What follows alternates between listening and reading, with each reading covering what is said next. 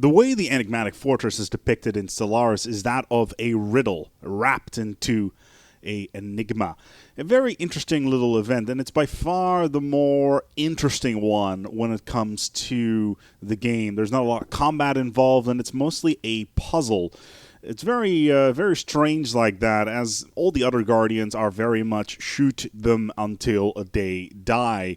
However, the Enigmatic Fortress is very Newtonian in its setup, as in it is very mechanical, and once you know how to do it, the result will always be the same. Once you encounter it, you will be prompted with an event saying that a strange structure is floating in space, and on top of that, you can now go to your local curator office where you can ask 3 questions: whether or not the fortress can be entered, who built it, or how it is powered, and each one of those costs 1,000 energy. Now, these questions are mostly designed to show you how to do the events within the fortress itself. You don't actually need to spend the energy, because you're watching this video, and once you know how to do it, you can just activate the event and run through it. So, I just spared you 3,000 energy. Now that you know where the fortress is, it's time to disable it and start the event chain.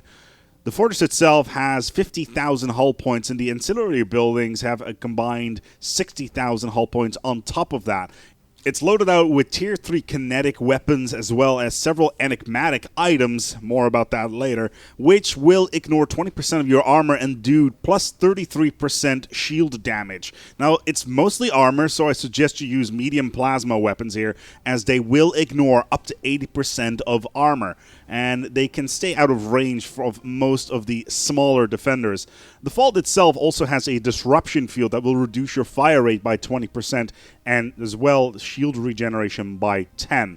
About 30k fleet power should do the trick. If you want to be additionally fancy here, though, use mega cannons or giga cannons or any other long-range weapon that has 120 range, and you will be able to outrange every single weapon on the fortress itself.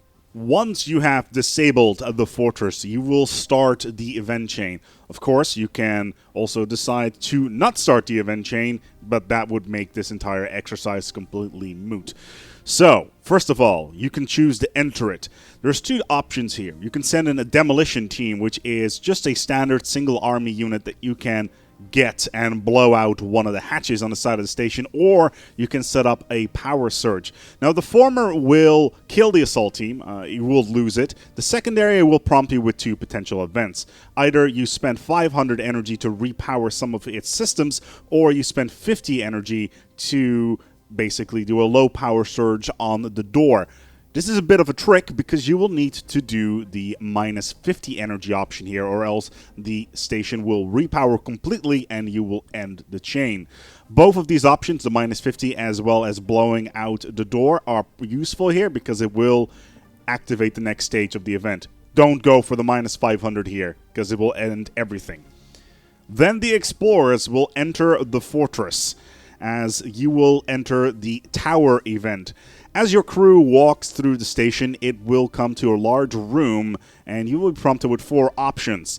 3 of these are duds and will end the chain. Those are: place the metal rings, search for the Taurus, remove the center from the pedestal. However, if you want to continue on, you will want to rearrange the metal tori, which is the 3rd option in the event.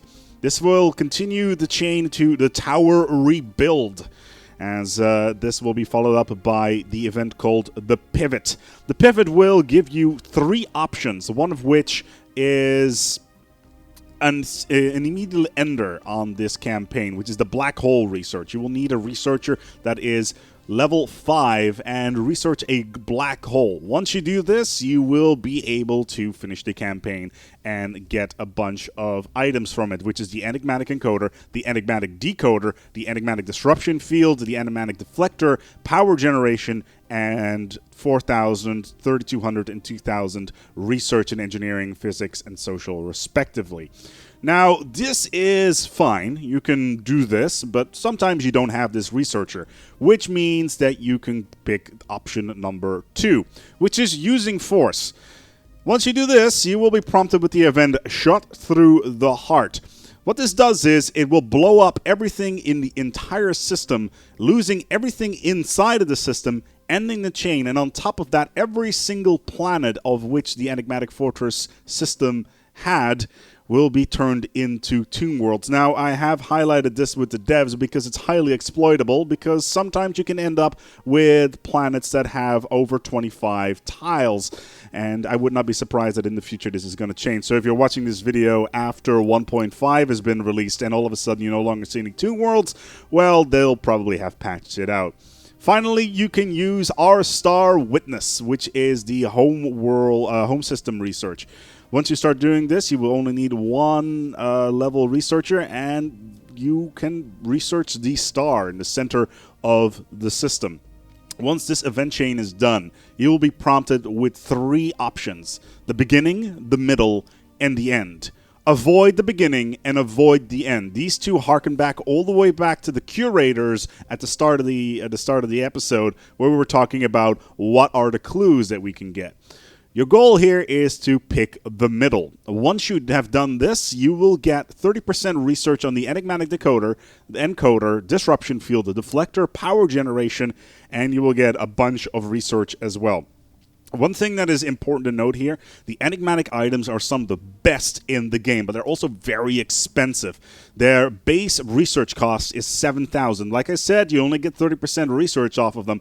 And just to compare, tachyon beams and all the super high-end research points you can get are about 3,880 research points. So you're looking at a double cost almost. However, for instance, the enigmatic deflector is incredibly good. It has the same energy requirements as hyper shields, but are significantly stronger. On top of that, the power generator, the disruption field, and the encoder and the decoder are also incredibly good items. I hope this video was informative, and I hope that you will have fun playing with the Enigmatic Fortress. Until next time, take good care of yourselves and each other.